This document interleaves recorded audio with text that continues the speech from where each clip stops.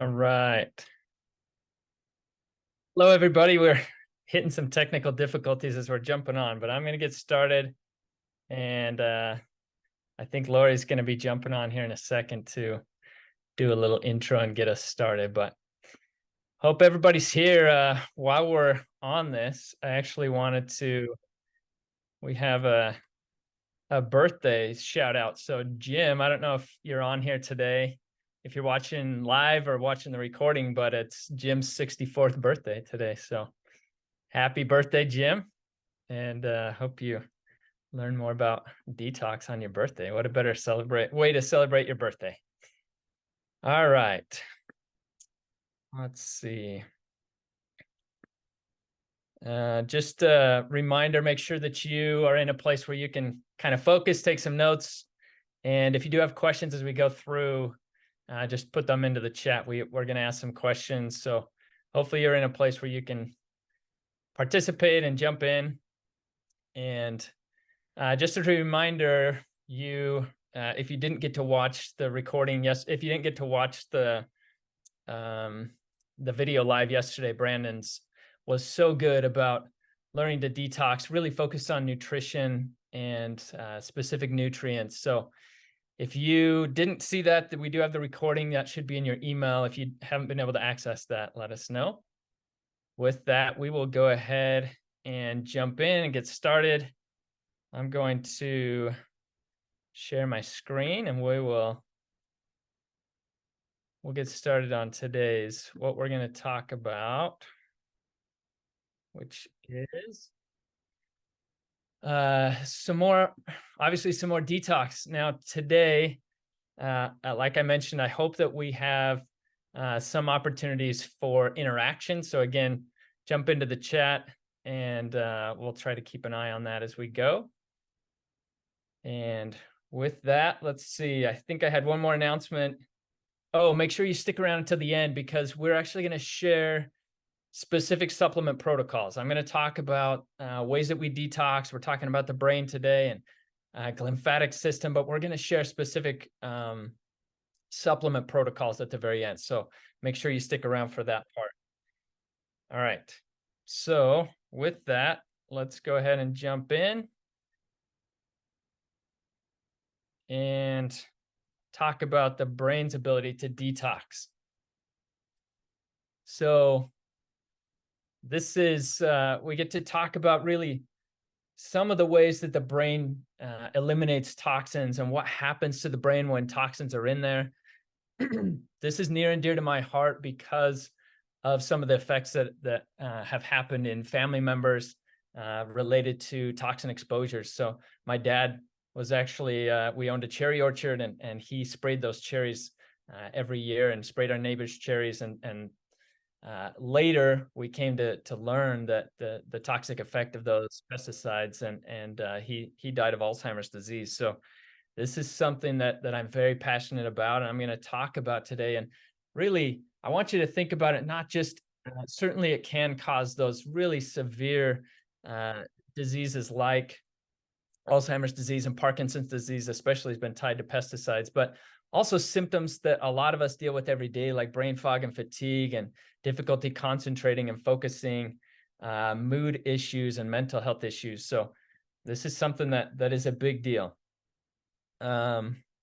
So we'll dive into a few different types. We're going to focus on heavy metals, mold, and environmental toxins today. First of all, I don't have nearly enough time in the 30 minutes to dive into sources of each one. Sources of each of these and the effects of every single one, but I wanted to cover maybe 5 common heavy metals. So first, let's talk about mercury. This is one that we all hear about a lot. And if you had to guess on some of these, I'm sure you could guess some of the most common sources of mercury. So one of those is going to be, of course, contaminated seafood. So that's something that we have to be careful of. And then another one that we often ask people about, and they may not think about as a possible exposure, is the mercury amalgams in your teeth or the fillings in your teeth. If you have one that has a silver color to it, and it was before about 2007, then it almost certainly has mercury in them. Some of them even after 2007, but certainly before that, most fillings had mercury in them. Now, is it definitely going to cause a problem if you have mercury? Maybe not in your teeth. It might not, and we'll talk a little bit about some of the effects that you can see, but there's a difference between different people. But the biggest issue with mercury is when it's put in and when you get it removed. So making sure that it's removed in the right way is a big one. And then some other ones would be that it is in some medications, like certain eye drops, ear drops, nasal sprays, and in some vaccines, especially the flu vaccine. So if you know that you have a sensitivity or you're having symptoms that you're not sure what they're from, or you know you've had exposure, that's certainly something you want to be careful of. Arsenic is another one. I won't spend too much time on that. It's in the soil. It's all over certain areas. So you can get it from contaminated food, especially, again, seafood. Rice is a big one that's soaked in water that often has some arsenic in it. Another one is aluminum.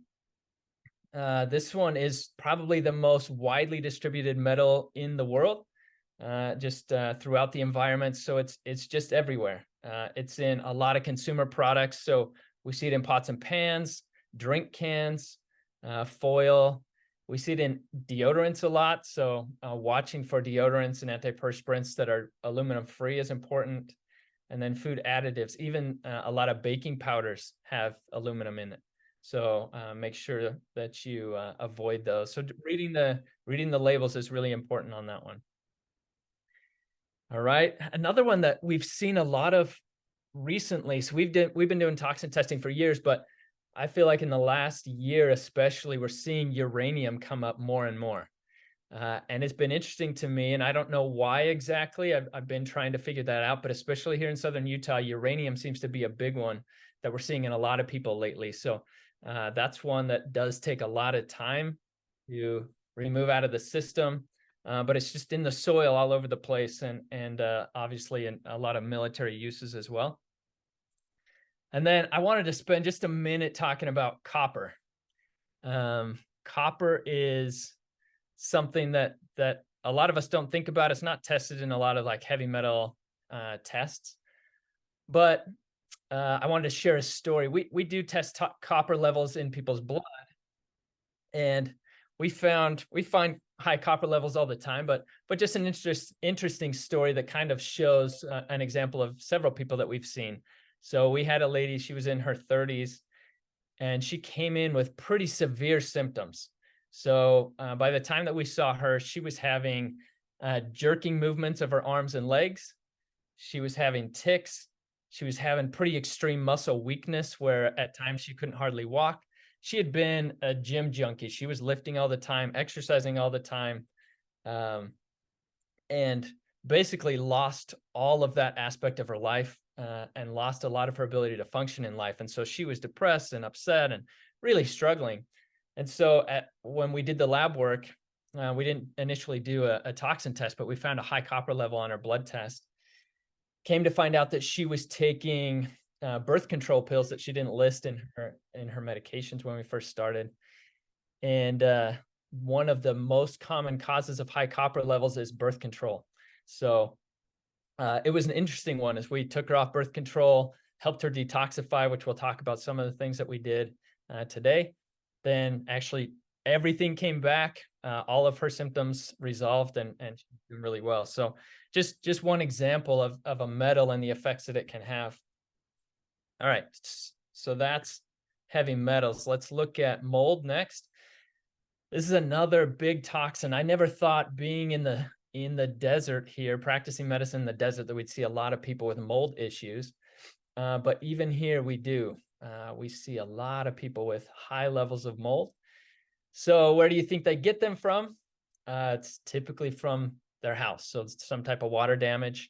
We even had, I talk about this and teach about this all the time, and sure enough, it happened to us too. So our bathtub pipe actually dripped behind the wall, leaked into our office. We didn't know it. It just slowly soaked around the edges, and there was mold all over the tack strip all over the wall, and we had to have that whole wall torn out and replaced. But it can happen anywhere, and mold, you may not see signs of it externally. And so these are symptoms. And I should have mentioned with these, the first step in the treatment for any of these is to avoid exposure or minimize exposure. So finding the source of the mold, getting rid of it, finding the source of the heavy metals or environmental toxins, and either eliminating it or trying to minimize the exposure is step number one. And then we'll get into the other steps later. But mold is a big one. Definitely, if you see mold in your house, don't ignore it. We have people who basically lose their entire life because of mold. If you have a sensitivity to it, you don't detoxify or eliminate mold very well, it can basically ruin your life, make you completely debilitated. And we're dealing with several patients right now with that issue. And then environmental toxins, we could spend all day on each of these. Unfortunately, we don't have that time, but environmental toxins, I just wanted to give you kind of some practical ideas or things to think about here. So one would be like living by agriculture, like a farm, especially if they're spraying, or crop dusting would be even worse. And then living near a golf course is one that a lot of people don't think about. They're spraying a lot of fertilizers, a lot of herbicides onto their grasses. So that's a big one. High traffic areas or living near like a highway. Pollution is a big one. We just came back from California. Luckily, we weren't in a highly polluted area, but that's a big one. We've seen several patients who've struggled with pollution. Near a Wi-Fi tower. So those are going up in more and more places, and that we're seeing increasing effects of those on people. Having a Wi-Fi router near your bed, please don't do that. We've seen even people who end up with brain cancer and other things because of a Wi-Fi router right next to their bed. So that's a big one, or even like next to your desk. But just think about the chemicals. If you work and you're around chemicals every day, or if you're at home and cleaning and other chemicals, you just pay attention to the chemicals that you're around. And pay attention if you leave. This is a big one for mold at home. Often what we'll hear is people will say, you know, I feel better when I'm gone on vacation for a few days, or at least 3 to 5 days. But then when I get back, I start to feel sick again. So pay attention to, like, I'm sick during the week when I'm at work, but when I get home over the weekend, I finally start to feel better, and then I go back to work again or back to school again. Okay, those are big signs that maybe there's something going on toxin related. Could be stress, but could be toxin too. So all of these, let's talk about the why of this for a second. I can't remember. We'll come to that in a second. Whoops. Let's just pause for a second and talk about the why. So what I want to do with this is just help you to understand. So all of these toxins cross the blood-brain barrier, and I'm really focused on the brain today. There are so many other effects of toxins, but focusing on the brain, they cross the blood-brain barrier, which a lot of things can't penetrate. And then a lot of these toxins are fat soluble. So if you didn't realize, most of our nerve cells are lined with fat.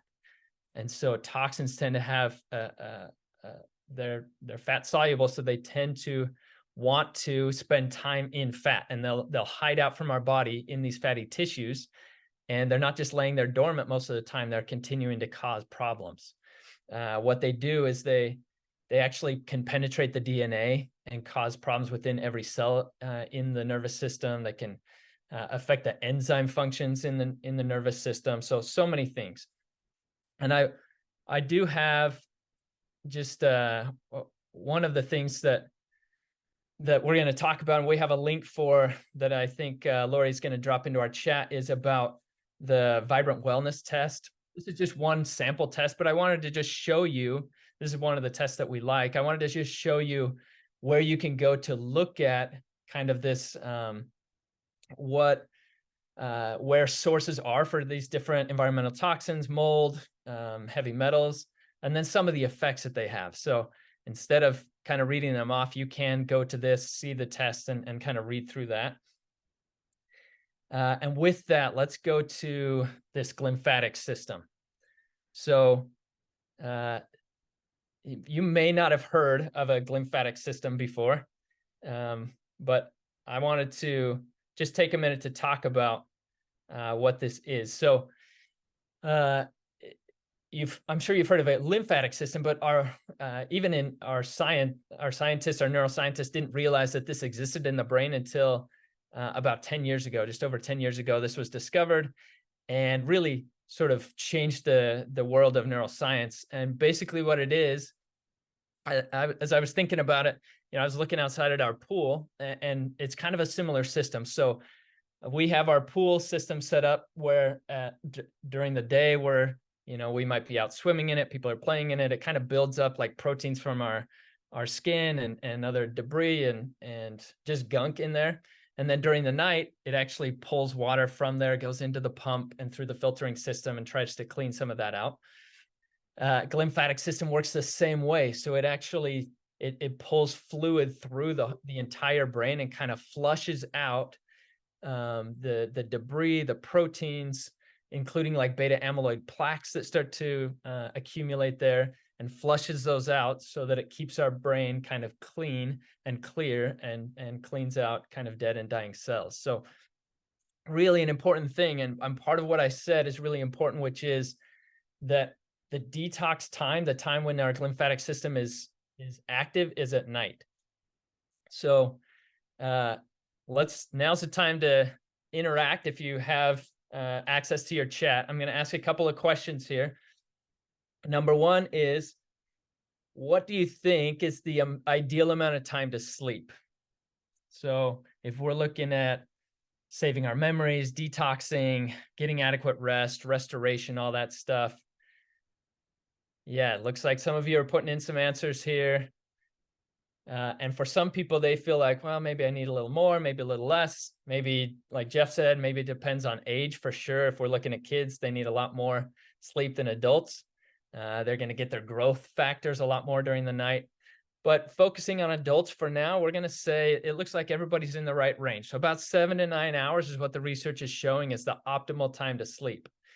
Now, if we look at that and assess for you, are you sleeping 7 to 9 hours a night and sleeping adequate amounts? And then the other thing is, if we look at the timing of when you go to bed, so does the schedule matter? So do you think it makes any difference what time you go to bed?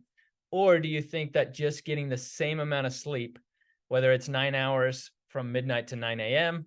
or 7 hours from 10 to 5, do you think, what do you think makes a difference there?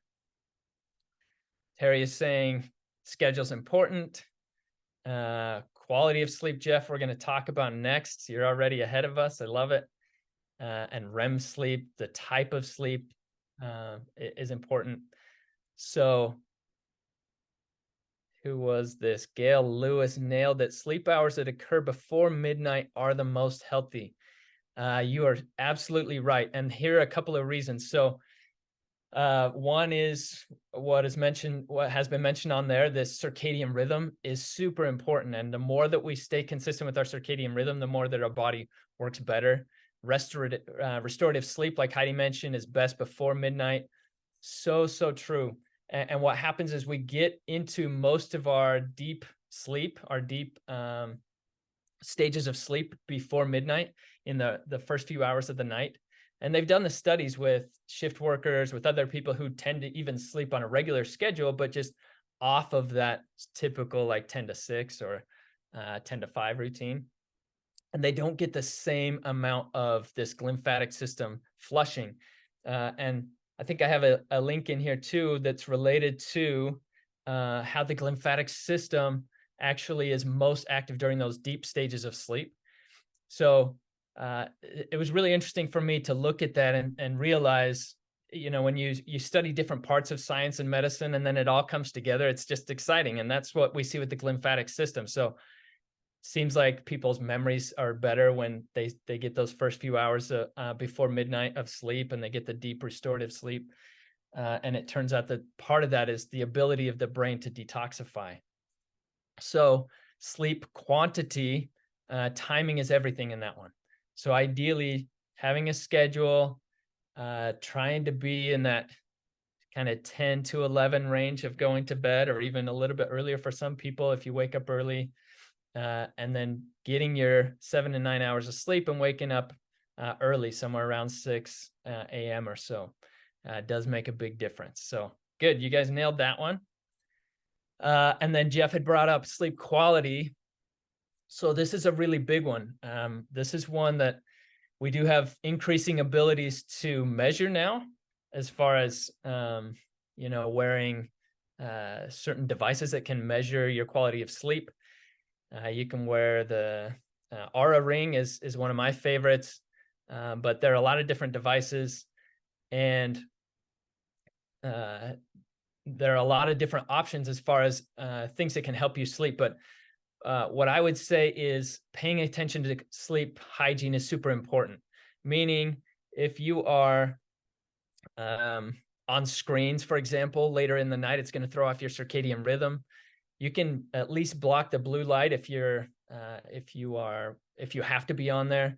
You can go into night mode on your computer, on your phone, and shift it to a lighter, warmer mode, and that does help. But any degree of stimulation from electronics is going to still have an effect on the circadian rhythm. And again, the more consistent you are, the better your body's going to function. So I'm going to answer this question real quick, because it looks like, Kathy, you asked, why does it matter what time you wake? Wouldn't it be healthy to sleep in? Yeah, that's interesting. And they've done multiple studies on this. So I think there are times when your body needs to recover. Maybe you've been overexerted. Maybe you're recovering from an illness. And so there are times when added sleep is probably beneficial. But the research has shown pretty consistently that waking up early has added benefits for memory, for hormone release, including the proper amounts of cortisol and stress hormone release. So for whatever reason, there are multiple reasons in there, but it does make a difference as far as waking on time versus sleeping in. Okay, so with that sleep hygiene, the picture showing kind of her covering up her eyes. So having the room dark is really important. Again, we're trying to send the right signals to the brain. There was a recent study, I think I'm going to do a reel about this one soon, but about different essential oil aromas that were in the room at night actually triggered the brain to improve cognitive function. So using certain essential oils through a diffuser can be helpful. White noise for some people can be helpful. But just really setting the stage, letting your body get used to and ease into that process of sleeping can be really important. So, all right, let's move on. Let's talk next about exercise. So we talked about sleep as one of those ways to trigger that glymphatic system. Now we're going to talk about exercise as a way to help our body detoxify. Now, I'm not going to spend a ton of time on this, but there is so much research on exercise. I feel like everything that we present on, where we say, how do you make your body do better with X? Detoxing, brain function, sleep, memory, anything, it all comes back to, or exercise is a big part of pretty much every aspect of our health. And for some people, exercise is really a four-letter word because they just don't enjoy exercise. And so call it something else, movement, staying active, whatever you want to do, but trying to do something active during the day is super beneficial. And so exercise, let's talk about a few things that it does, and then maybe a couple of examples of ways that you can implement exercise into your life. One is, of course, it improves circulation, right? So it's moving things around. Our body needs our lymphatic system throughout the body, and our glymphatic system in the brain benefit from movement of things throughout the body. So as we improve circulation, that improves white blood cells getting delivered everywhere. It improves platelets and all these other things that help our body.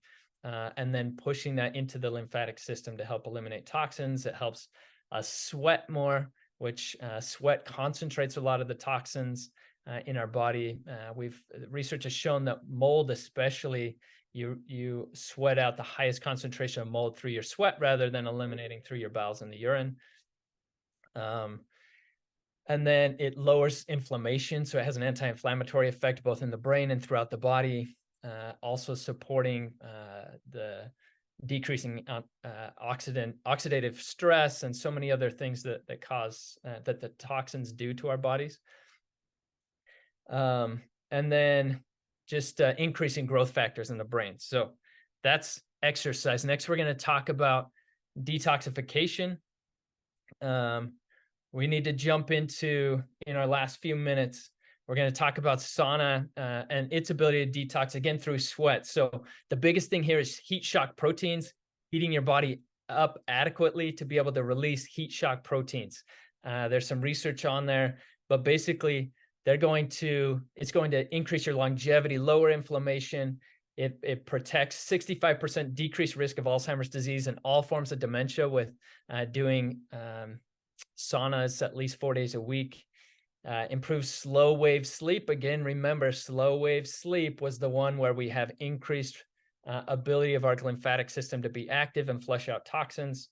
And then even separately, we've seen it improves elimination of toxins, especially heavy metals like aluminum and cadmium.